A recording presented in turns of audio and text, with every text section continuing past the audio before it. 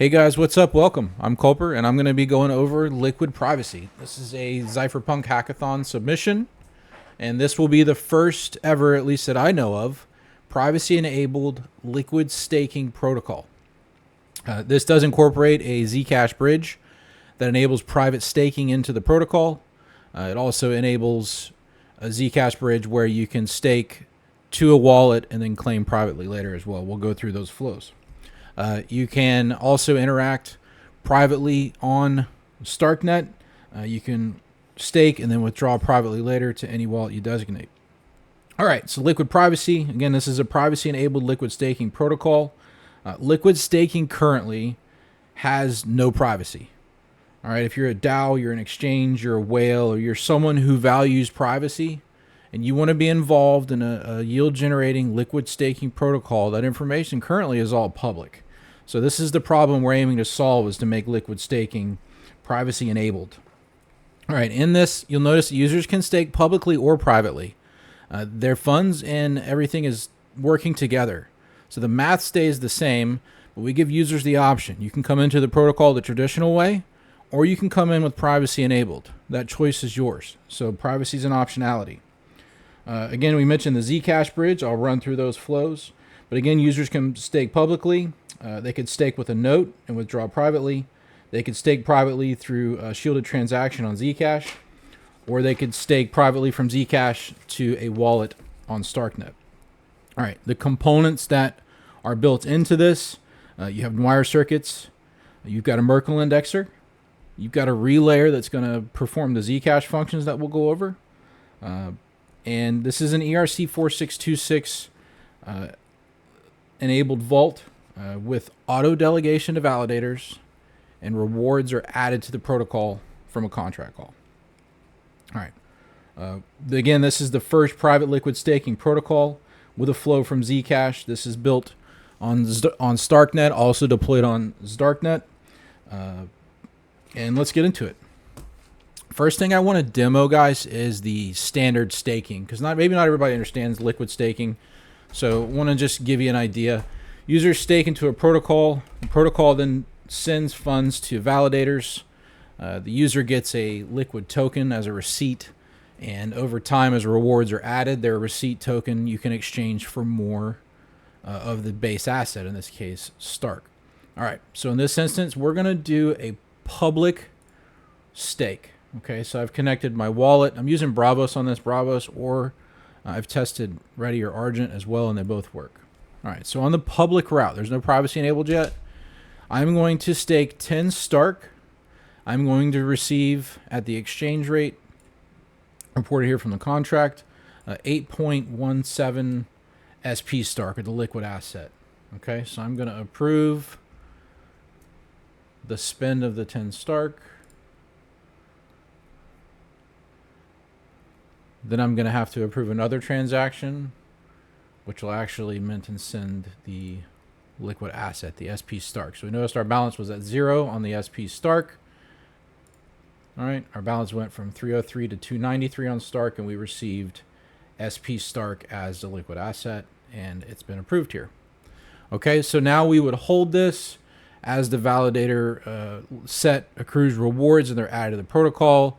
The conversion rate of SP Stark to Stark goes up, and then when we withdraw, we get more Stark back. All right, so let's go through a standard withdrawal. We're going to request an unlock from the contract. Now understand that these liquid tokens are compostable, meaning you can go in DeFi, you can trade these on an exchange, a decentralized exchange, immediately. So you retain the liquidity that way, or you can come back to the contract and request an unlock. So for this instance, I'm going to request it from the contract. I do have an unlock timer set at 60 seconds. Normally, it would be set to some buffer based on what the unlock on the validator is, just to make sure liquidity is maintained in the contract. All right, so the unlock request has gone through. We see that it's not ready yet, and that it expires on January 2nd. Again, these can be adjusted in the contract. It's just set for demo purposes. So this is going to take 60 seconds for this to process. So while that's processing, I do want to take a second and thank My team for this definitely had a lot of help from Ohm. He did a great job on helping with the bridge that we're going to demo here, also helping with testing and identifying any issues with the UI. He was instrumental in helping out with that. I reached out to the Aztec team. I had an issue with, I'm sure like everybody else, with Brettenberg, and it was not their fault. It was my build that was the problem, but they were very responsive. So I wanted to say thank you to those guys too. It was very helpful to have them. Okay, now I can claim again, guys. This is public, so I'm going to claim back the Stark. I'm going to burn the SP Stark, and you're going to notice that my balance will increase in Stark. All right, so I'm back to 303 Stark. SP Stark has gone down, and I have claimed. Okay, now we want to go through privacy staking. All right, privacy staking, the staking amounts are all the same. In this instance, I have it set to 10 SP Stark. We could set it to 100. We could set it to 1,000. We can make a different protocol for each amount, so users have the choice. But in this instance, you're going to notice that we're exchanging 12.4718 Stark for 10 SP Stark. All right. To stake privately, we have to generate a secret and a blinding.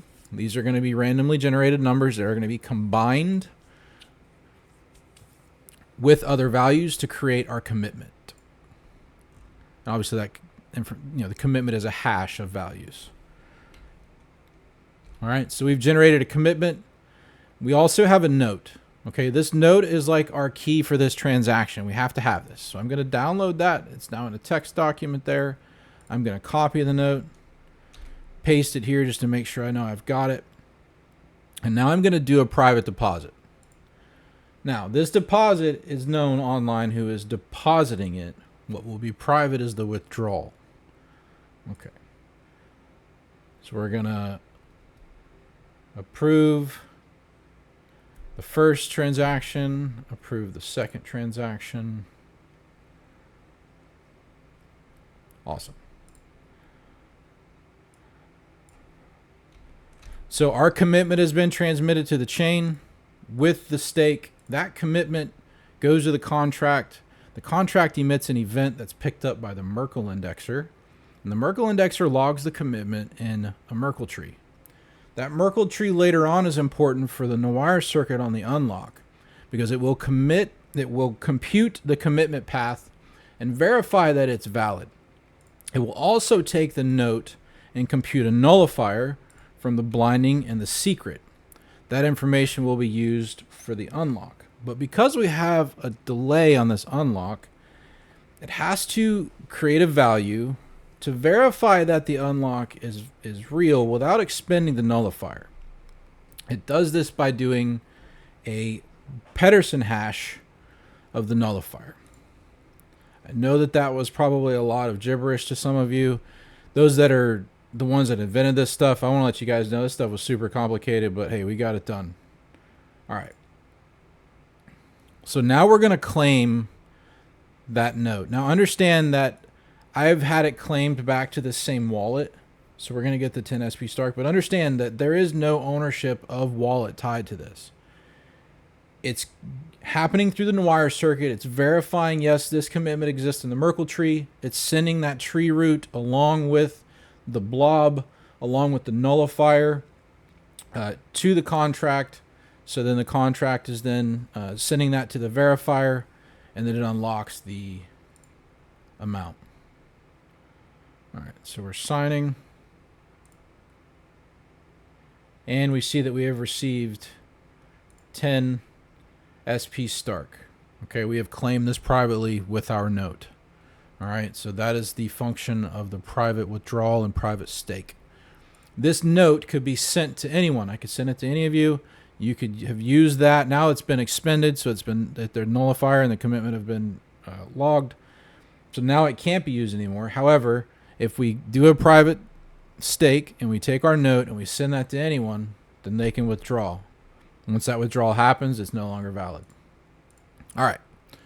Now let's talk about the Zcash bridge and how this works. Okay. Zcash Bridge works a little differently. We're going to compute our secret and our blinding and our commitment. And our commitment is what we're going to need to transfer our Zcash to the bridge with the commitment and this identifier. Okay. This identifier just lets, and it would go in the memo field of a Zcash wallet. This identifier lets the bridge know that, hey, this is going to be a privacy enabled deposit, and it knows to stake to the contract with the commitment that's tied to this note. Okay.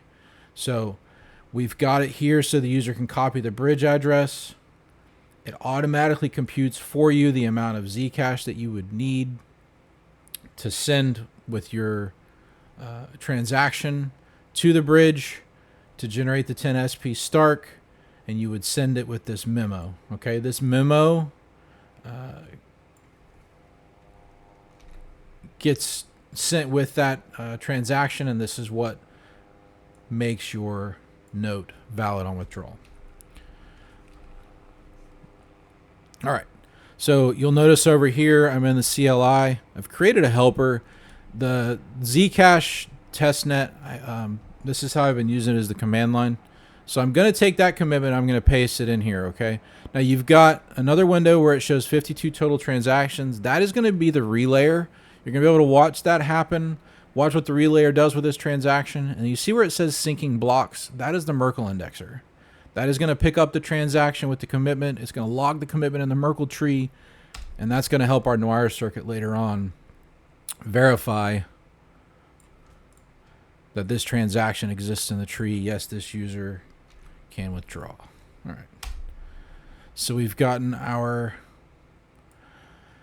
PID. I've got it set currently to where it's only one validation for the transaction to log. If we sat and we waited for more than that, we might be here a while. You'll notice this takes a second anyway. But what we're watching for is the relayer is going to pick up the transaction. It's going to pick up the memo with the commitment, and it is going to convert the Zeke to Stark. It's going to take the Stark. It's going to send that to the contract with the commitment from the relayer and create a private commitment. You'll notice that we've gotten it here. This transaction is processed with the commitment, and it's given us a transaction hash. Now you'll notice that the Merkle indexer has picked up that transaction with the commitment. It has logged a new leaf in the Merkle tree. So it has all been logged and stored. So we'll take this note here. I'm going to download it.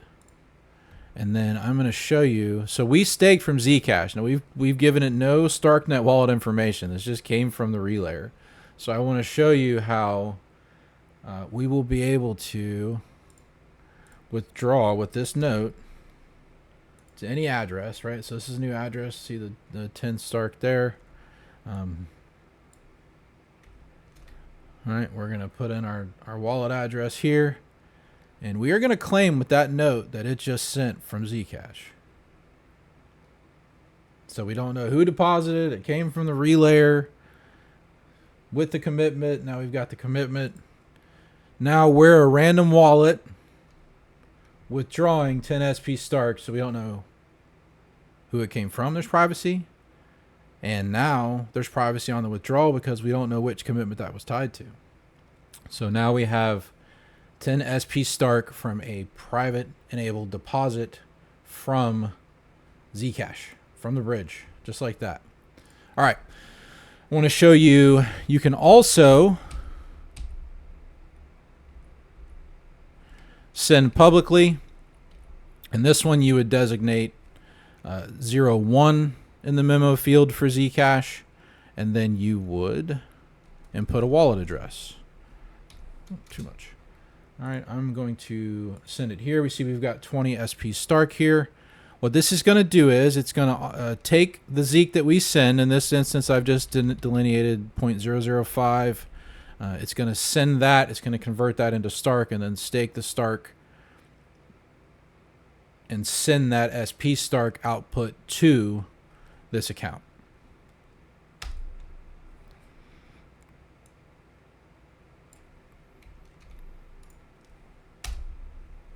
All right, so we got our op ID here. We'll be able to watch this go down in the relayer. It'll pick up the transaction.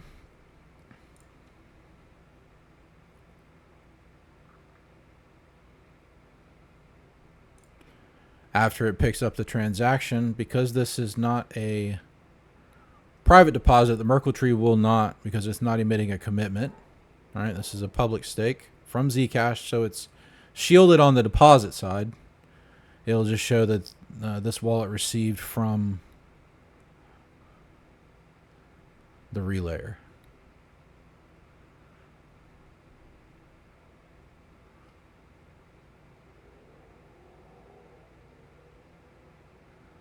And it's going through. Give it a moment.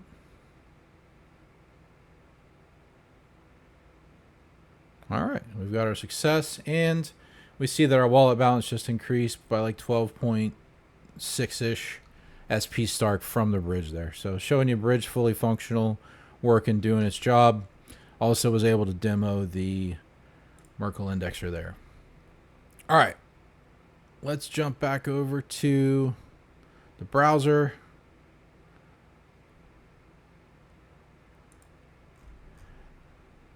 All right, so that was our Zcash bridge.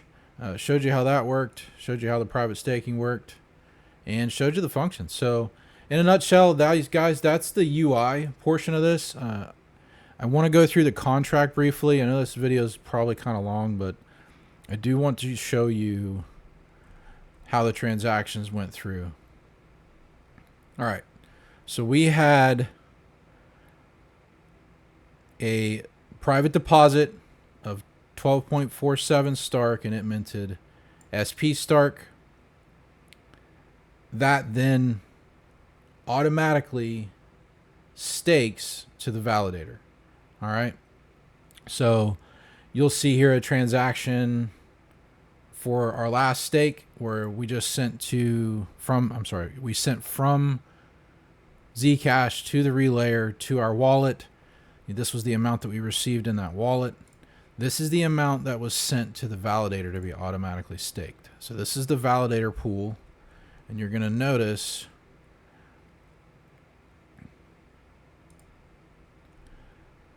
that there has been stakings added to the validator for our transactions. Okay. If we go to the contract and we call claim validator rewards, I want to show you here the current valuation, 1.22 Stark. Sorry, I need to go to the owner wallet.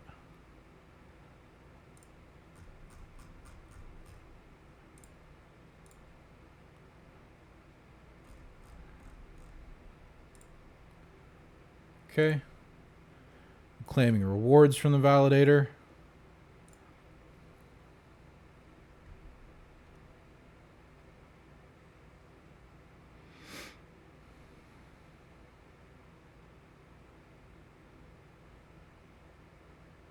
Okay. And we see our balance, or our conversion rate, went up because we claimed rewards from the validator. If we go over to